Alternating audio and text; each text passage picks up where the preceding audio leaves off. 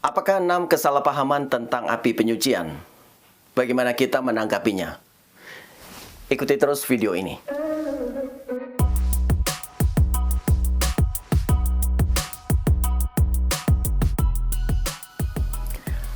Hai, saya Stefanus T. Selamat datang di Katolisitas. Inilah 6 kesalahpahaman yang paling umum tentang api penyucian atau purgatorium. Kesalahan pertama. Ada sebagian orang menyebut purgatorium sebagai api pencucian. Padahal yang lebih tepat adalah api penyucian. Karena jiwa-jiwa di sana disucikan atau dimurnikan dan bukan dicuci, yang berkonotasi dibersihkan dengan air. Katekismus Gereja Katolik dalam bahasa Indonesia menggunakan istilah api penyucian, bukan api pencucian. Kesalahpahaman kedua. Api penyucian adalah tempat yang penuh api, sesuai dengan namanya. Gereja Katolik mengajarkan bahwa purgatorium adalah tempat di dalam tanda kutip atau kondisi di mana jiwa-jiwa dimurnikan. Tempat di sini bukan untuk diartikan sebagai tempat secara fisik, namun sebagai tempat dalam arti di mana jiwa-jiwa dikumpulkan. Pemurnian yang terjadi di purgatorium adalah pemurnian terhadap jiwa-jiwa dan bukan terhadap badan, sehingga tidak ada api fisik seperti yang kita kenal di dunia ini. Namun demikian, proses pemurnian terhadap jiwa-jiwa adalah proses yang melibatkan penderitaan yang memurnikan jiwa-jiwa tersebut dari segala bentuk ketidaksempurnaan kasih, sehingga mereka menjadi sungguh sempurna seturut gambar Allah. Kesalahpahaman ketiga adalah semua orang yang meninggal pasti langsung masuk purgatorium. Gereja Katolik mengajarkan bahwa umat beriman yang meninggal dunia dalam keadaan rahmat atau dalam persahabatan dengan Allah, serta sempurna dalam kasih, akan langsung masuk surga. Bagaimana dengan orang yang meninggal dalam kondisi rahmat, namun belum sempurna dalam kasih? Mereka akan mengalami pemurnian di purgatorium.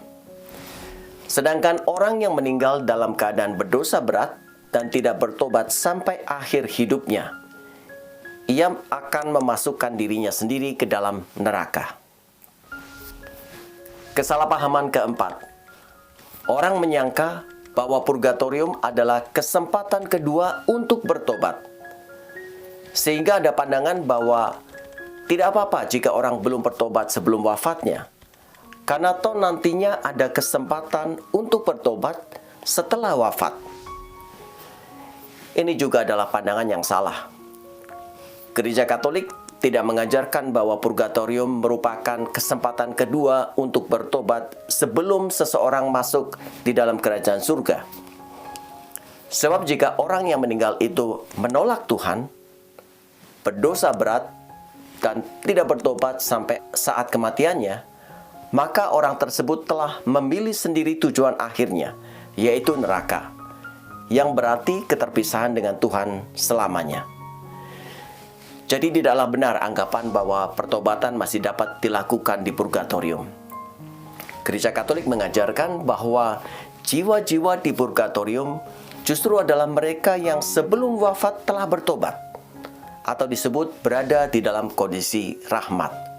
Hanya saja mereka belum sempurna di dalam kasih, sehingga masih perlu dimurnikan.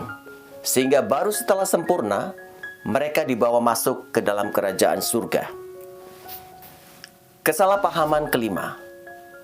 Ada orang menyangka bahwa purgatorium adalah tempat semua jiwa menunggu sampai datangnya penghakiman terakhir di akhir zaman.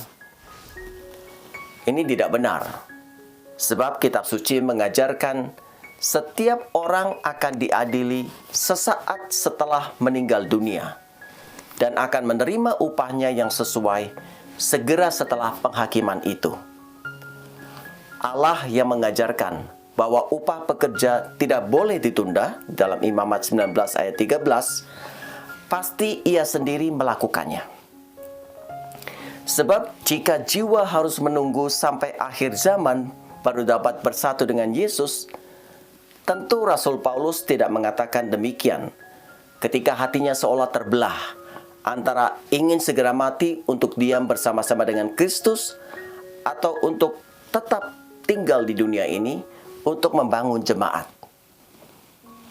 Gereja Katolik mengajarkan bahwa jika seorang beriman meninggal di dalam keadaan rahmat, maka keselamatannya sudah pasti akan diterimanya. Hanya saja, jika ia belum sepenuhnya suci, ia masih perlu disucikan di purgatorium. Lamanya proses penyucian ini tidak sama antara satu jiwa dengan jiwa yang lain. Kesalahpahaman keenam. Ada sejumlah orang mengira bahwa purgatorium adalah tempat ketiga yang kekal, seperti halnya surga dan neraka. Anggapan ini tidak benar, sebab gereja mengajarkan bahwa purgatorium itu hanya ada sampai saat pengadilan terakhir di akhir zaman. Dan setelah pengadilan terakhir itu, yang ada hanya surga dan neraka, sebagaimana jelas disampaikan oleh Kristus di dalam Injil Matius bab 25 ayat 31 sampai 46. Jadi apakah itu api penyucian atau purgatorium? Silakan mengikuti video selanjutnya tentang apa itu purgatorium.